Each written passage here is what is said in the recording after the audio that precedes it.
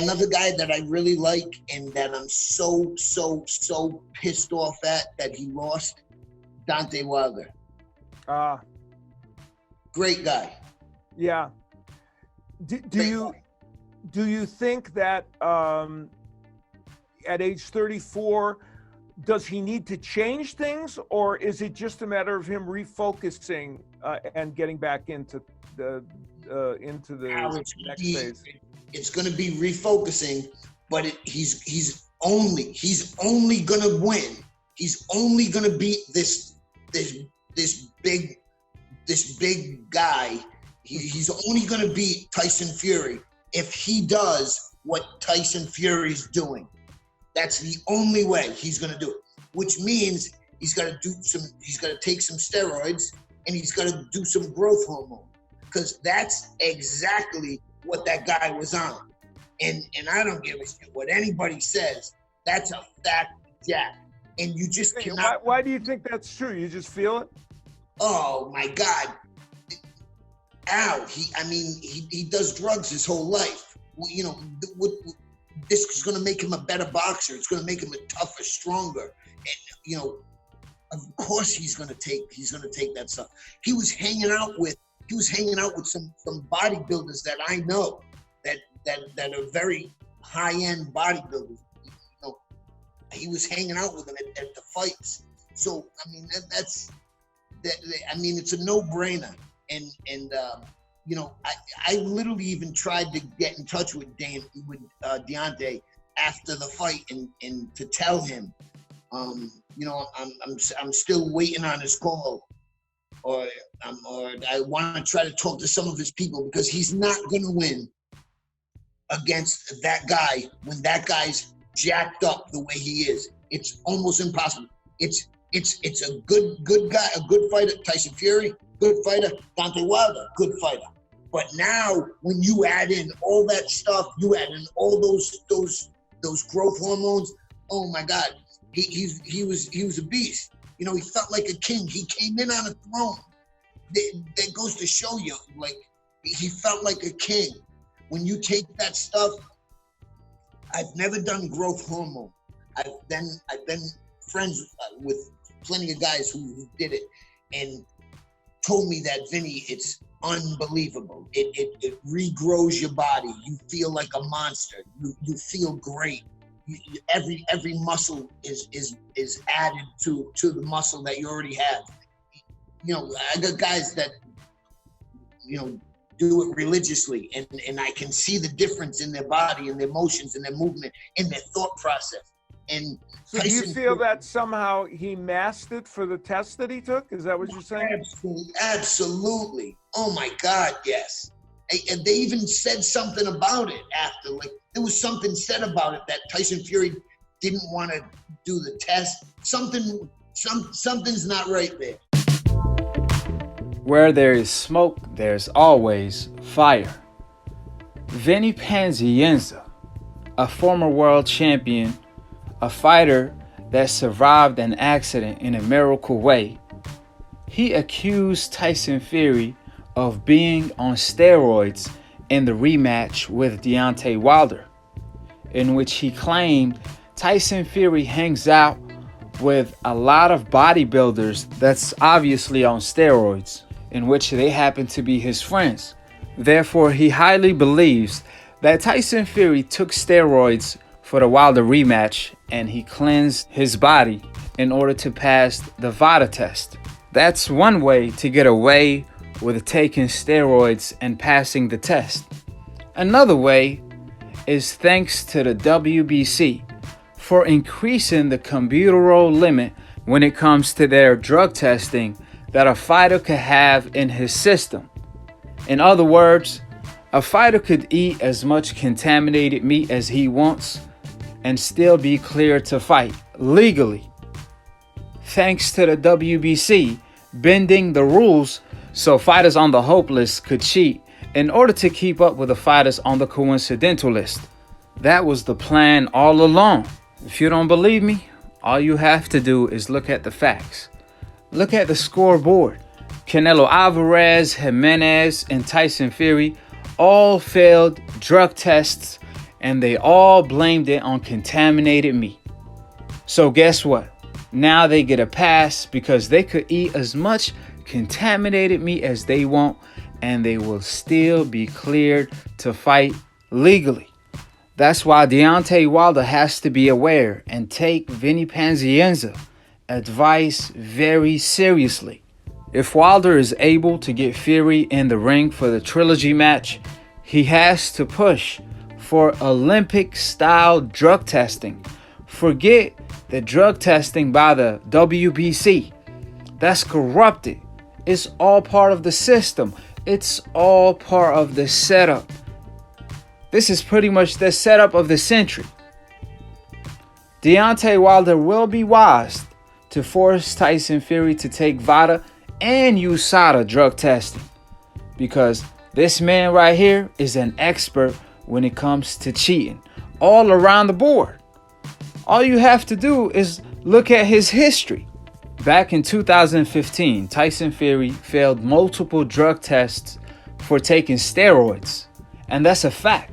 Then following up that incident, he refused to take VADA testing at some point. Shortly after, Tyson Fury got suspended for 2 years, and that's how he hit depression, in which he gained 150 pounds in the process. That's when his hope insurance kicked in, because he blamed it on the wild boar that happened to be extinguished and bribed a man to lie in court. Later on, Martin Carefoot, the farmer that Tyson Fury bribed to lie in court, exposed Tyson Fury for doing so. Then Tyson Fury threatened Martin Carefoot's life with his mob ties, in which Martin Carefoot stated on more than one occasion that his safety was threatened. Martin Carefoot revealed to the public that people are knocking on his door, threatening his life. He getting phone calls that's threatening. So because of all of that, he said, I had nothing but trouble since the beginning of this. He was referring to exposing Tyson Fury for bribing him to lie in court. So he stopped cooperating with UCAD when UCAD was about to suspend Tyson Fury for 8 years, in which Tyson Fury relinquished his license at the time in order to escape the ban. So I say all of this to put it together like puzzle, because let me take you guys back to 2017 when Tyson Fury got back to the game after gaining 150 pounds. He lost all of that weight all of a sudden in a couple months. Now think about it, guys. After Tyson Fury abused his body, sniffing cocaine, drinking all day, all of a sudden in a couple months he got back in shape, losing 150 pounds.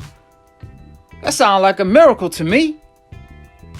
But we already know what he had to do for that miracle to happen. He had to eat off that forbidden fruit.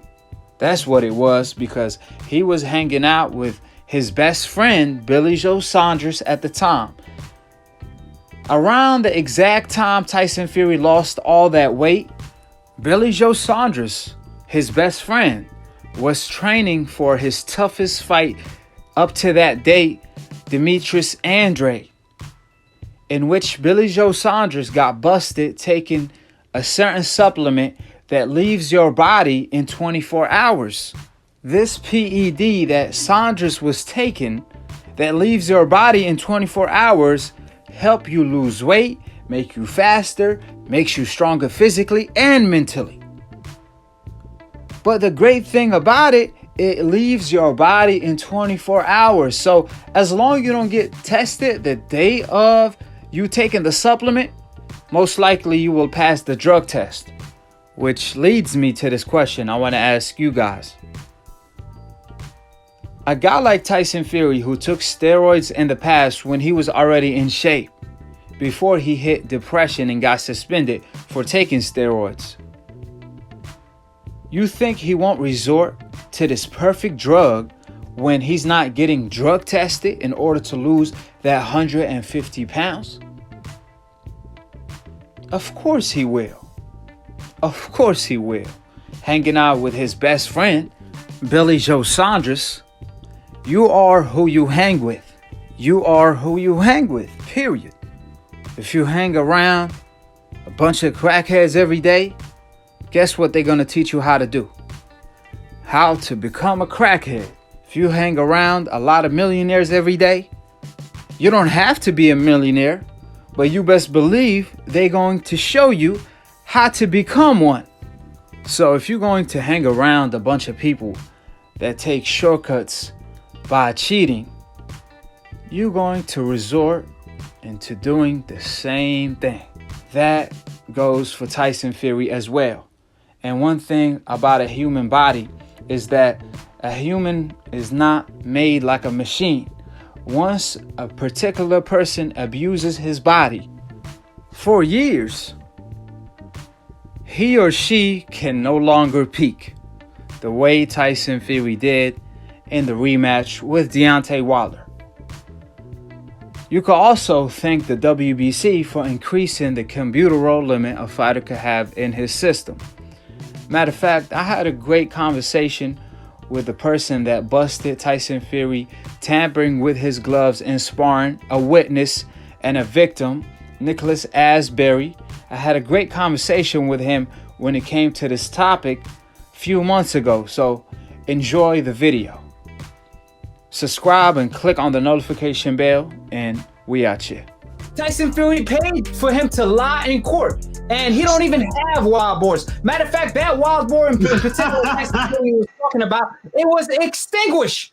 Come on, man. To this day, that motherfucker gone. To this man, day, that's what I'm saying. This man is the cheater of the century, and he has the best hope insurance in the world, because they talking about, oh man, he was coming off depression and taking, you know what I'm saying? Come on, man, like, tell the truth. If he made a mistake, it's cool. You know, you could come back to the sport and man up, because remember when Sugar Shane Mosley, he got busted for taking steroids, they had him do an interview on HBO talking about why he took steroids. Was you aware? And they made it a big story. But when it came to Tyson Fury, we didn't see the same thing. We saw 4 documentaries by ESPN talking about Tyson Fury depression story and how he went to depression, but they didn't tell us how he got to depression by taking steroids and fighting the best, which was Klitschko at the time, winning the fight, but he cheated to do so. So he got depressed. Why not tell the whole truth? Why script the story? You know what I'm saying? Man. So my man said they don't even say, how'd you even get depressed, motherfucker? Like, for real though, like great having you on the show, man. It's been a long time. I've been waiting on this opportunity. I appreciate you being patient with me. You know, we had a lot of technical difficulties, but you stayed there with me. You hanged in there with me. And today we got 2 of America most wanted in the same place at the same damn time. How you doing, Nicholas? He lost a step as a fighter. He didn't get better as a fighter. He lost a step. You don't do that stuff to your body and get better as a fighter. That shit does not happen. You do not do that shit as an athlete, like, let's use our brains, people. As an athlete, you do not do drugs and get better as an athlete. You don't do drugs for 10 plus years and get faster and stronger as an athlete. This shit doesn't work. And then on the top of that, he's in his late 30s. That shit don't happen. And gain 150 pounds, then lose it in like a couple months. Oh man, that's not even. The man had to take something to get all that weight off. Yeah, I mean, like, from what I know, he definitely before every camp he gains hella weight and has to take that stuff off, like Ricky Hatton. I don't know what's up with the pubs out there and stuff like that, where they can't stop drinking or whatnot, or doing drugs and doing like ecstasy and shit like that. But like, I just want to add on to that, because you talked about Billy Joe Saunders. Billy Joe Saunders actually got busted for steroids around the same time Tyson Fury lost all that weight. For the people that's not informed, Billy Joe Saunders was supposed to fight Andre, and out of nowhere, he get busted for steroids that supposedly leave your system in 24 hours. So if Tyson Fury, his best friend, is Billy Joe Saunders, how we know that he didn't cheat? How we know he wasn't taking steroids to lose all that weight? Because like you said, Nicholas Asbury, I mean, Tyson Fury lost all that weight out of nowhere, and you don't peak right after you take drugs, you take cocaine, you drink, and you gain 150 pounds, let alone lose all that weight in 3 months, period. That just doesn't happen in the sport of boxing. As an athlete, where you competing against athletes that never drink, that never smoke, that take care of their body. But one way you can do that is by taking supplements, is by taking steroids. And we already know Tyson Fury got busted for steroids in the past and blamed it on a wild boar. And let me ask you this question, right? Because Tyson Fury, like you stated, Tyson Fury failed for steroids in the past. He failed 2 drug tests. He was tested positive. Then he blamed it on the wild boar because there was steroids in his system, right? So we're going to talk later on about the farmer he threatened, because he obviously paid the farmer to lie in court. So Tyson Fury, they want to claim that he's off the juice. But how we know if he's off the juice or not? Because the WBC increased the computeral limit a fighter could have in his system. Oh, yeah, I heard about that. So is Tyson Fury off the juice? Or is he still on the juice? We really don't know. What's your take on that? We don't, man, like with these things and these nobody knows who these doping agencies are.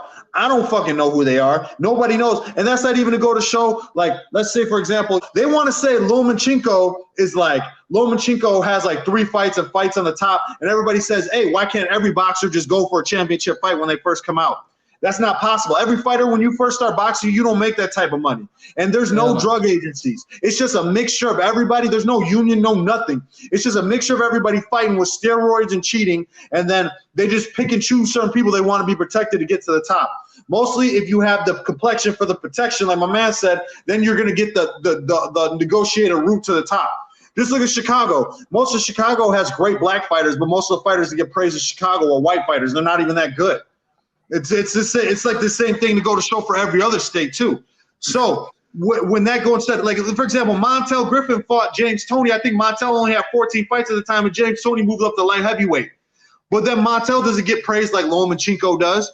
But he fought James Toney. He fought James Toney with only like 7 fights, and Lomachenko fought Orlito Solis. Orlito Solis, the dude that drives Ubers, he fought him with 3 fights, and now he's sitting there praying. They call him the Matrix, all types of shit. And they do the same thing with Tyson Fury. Tyson Fury's getting compared to like some great god. Like he got compared to Ali. If y'all, man, the amount of like the disrespect, you can't compare him and Tyson Fury to be in the same category. He sat for 4 years. He sat for 4 years just to fight for something that he believed was right, and then what you guys were telling him was wrong. Tyson Fury sat for 4 years because he did too much cocaine. And took steroids and got suspended for it, then threatened a 70-year-old farmer. Right? Yeah, and they try to cover that story up. They try to cover that story up by claiming that he was coming off depression, this and that. Oh, and they sold the story of Tyson Fury being a hero when the man cheated and was doing cocaine and taking steroids, taking shortcuts to success, while other fighters got to get out of the mud, like Deontay Wilder and many more. So you cannot be a great. You can't be in that realm of greatness if you cheat and take steroids and tamper with your glove. You cheat on more than one occasion, and you want to rank this guy as one of the greats? Absolutely not. This man don't even have the cojones to fight a fair fight without cheating. And you all trying to make him as this great white hope. But again, they try to create a Rocky in real life because, see, Rocky is just a movie. So we never had a Rocky in real life. But when they saw Tyson Fury, they saw an opportunity. Bob Arum came out stating that Tyson Fury is like a heavyweight Superman. He said that Tyson Fury is not better than Terrence Crawford and Lomachenko, but the reason he got this big-ass deal on ESPN is because he's like a Superman, because he saw Rocky Balboa that they could create in real life. They gave this man power. They created power for this man. They gave this man confidence, just like the coach that was in the camp that told and went off on Tyson Fury team for allowing him to tamper with his glove during sparring. And they simply responded by stating, well, listen, man, we try to create and give this man courage and confidence, because all that confidence is pretty much fake. Yep, no doubt. All of it is fake confidence for him to try to let his hands go even more, but he still won't be able to hurt somebody. Like, because boxing is like you train your body so hard to get your mind and your body separated from each other. It's almost like a third person type of ordeal. And Tyson Fury obviously doesn't work that hard when it comes to training. He's always like like you said with the mental health thing. He tried to, because right now mental health is a big thing because we don't live in an industrial era no more. We live in a communicative era. We live in an era as like who's talking the best and who's doing most. That's why we got a lot of do it for the gram motherfuckers out there. And so like Tyson Fury basically didn't put in that work because he's always overweight before camps. But they try to use that as a narrative. Oh, he's too heavy because he's mentally depressed. Now let's watch him come down in weight and have like a online success story. It's the same thing as those commercials that come on at like 3 o'clock in the afternoon when you're half dead tired. Are you tired of being fat? Are you tired of looking like, well, you can look like me in the next 2 weeks? Like, there's an inspirational fitness story behind it. Now Tyson Fury got like a Bowflex class out. Now he's always doing fitness shit. It's like these things that they set themselves up for, but people didn't look at their history of the facts. People didn't look up the history of what they're doing. If people look up the history of Tyson Fury and these other coaches and trainers in boxing, you'll get to know this, but it doesn't get looked at because it doesn't have that mainstream attention that it needs.